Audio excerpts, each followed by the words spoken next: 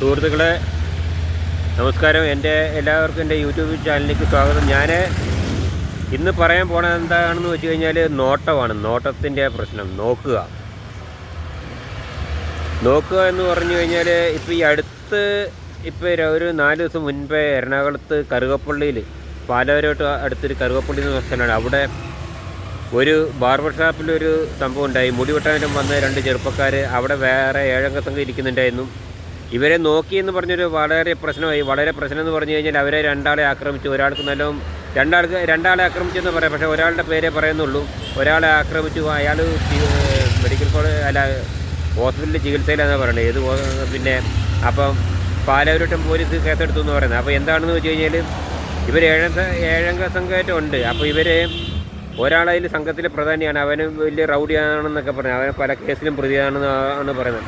അപ്പോൾ എന്താണെന്ന് പ്രശ്നം? ചുമ്മാ വെറുതെ നോക്കിയാണ് പ്രശ്നം. ഒരു കാര്യമില്ല, നോക്കിന്ന്.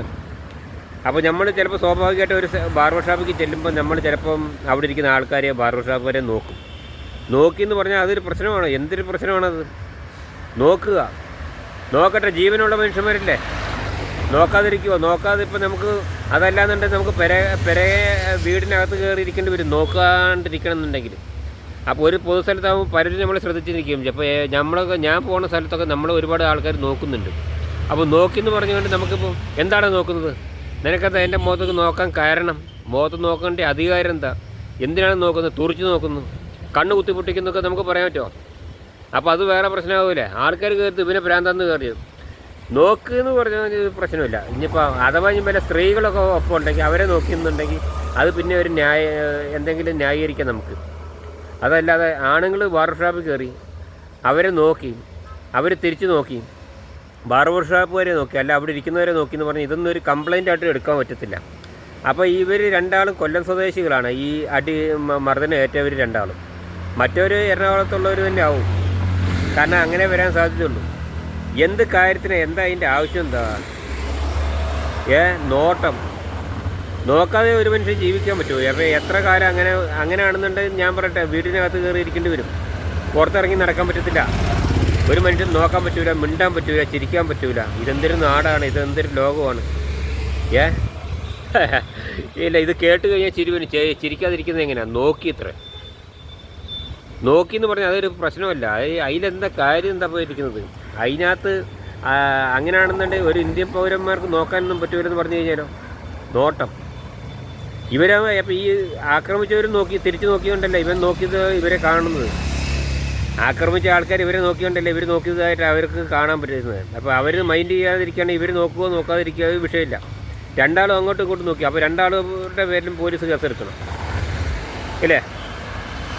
മർദ്ദനം ഏറ്റവനും നോക്കി, മർദ്ദിച്ചവരും നോക്കി. അപ്പോൾ അങ്ങോട്ടും ഇങ്ങോട്ടും നോക്കുന്നതുകൊണ്ടാണ് പരസ്പരം കാണുന്നത്. അപ്പോൾ ഞാൻ പറയട്ടെ, ഞാനിപ്പോൾ റോട്ടിക്കിട്ട് നടന്നു പോകുന്ന സമയത്ത് നേരെ റോട്ടിക്കിട്ട് നോക്കി കീപ്പോട്ട് നോക്കി പോവുകയാണെങ്കിൽ ഞാൻ ഒരാളെ കാണില്ല.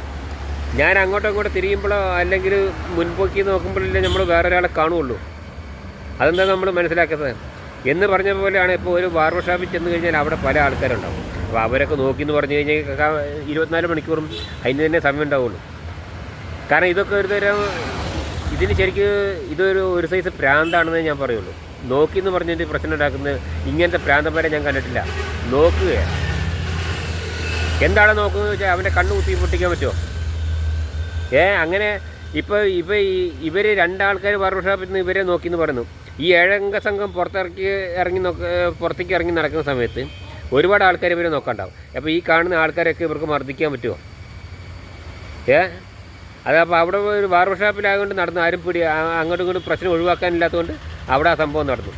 പുറത്താണെന്നുണ്ടെങ്കിൽ ഇത് നടക്കുമോ? ഇല്ല. കാരണം പല ആൾക്കാരും നമ്മളെ ശ്രദ്ധിക്കാണ്ടാവും.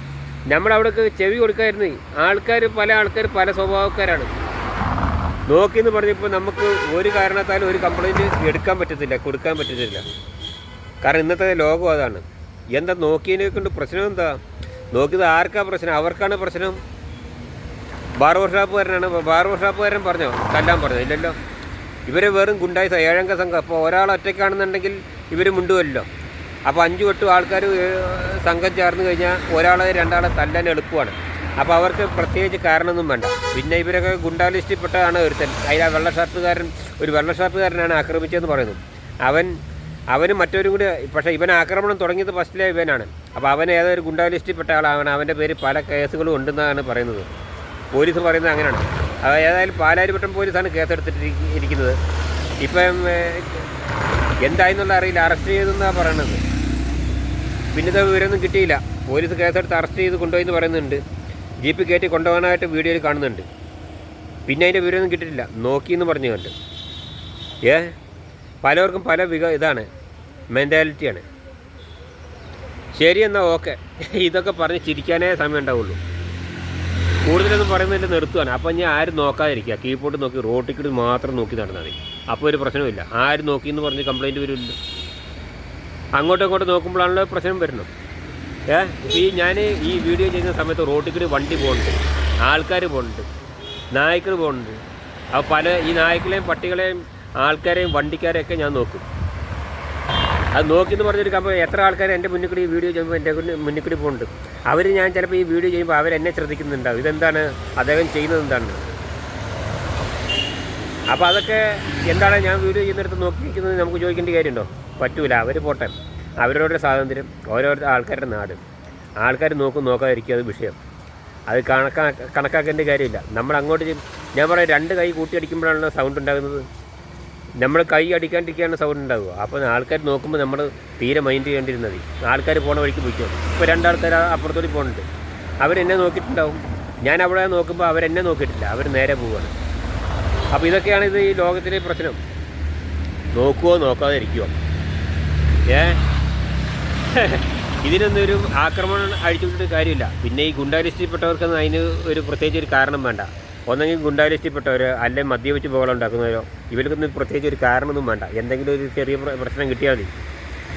ശരിയെന്നാൽ ഓക്കെ, നിർത്തുകയാണ്. ബൈ.